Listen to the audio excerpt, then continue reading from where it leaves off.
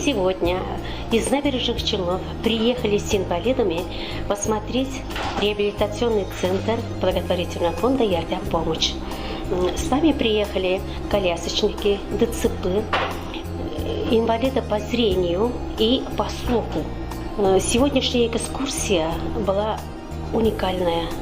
Наши подопечные, наши люди с ограниченными возможностями здоровья, увидев такие возможности, были очень приятно удивлены и очень благодарны.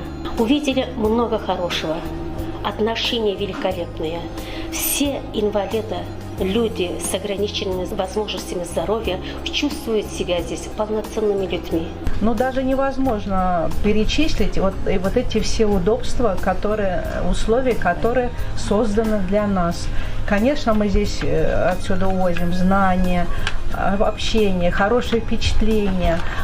Мы здесь чувствуем себя просто лучше, комфортнее, чем где-либо, где находятся зрячие. Потому что зрячие сотрудники, они только наши помощники, мы их не стесняемся, не комплексуемся, как будто бы они просто часть нас.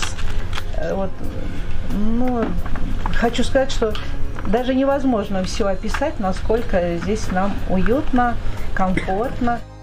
Прошла великолепная встреча, и увидев их, послушав их, еще раз убедились, что здесь проводится универсальная работа. Это великолепный проект, уникальные возможности.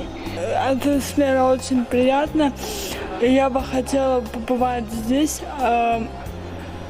Иншаллах, все получится, и я сюда приеду на реабилитацию. Мы с благодарностью уезжаем отсюда.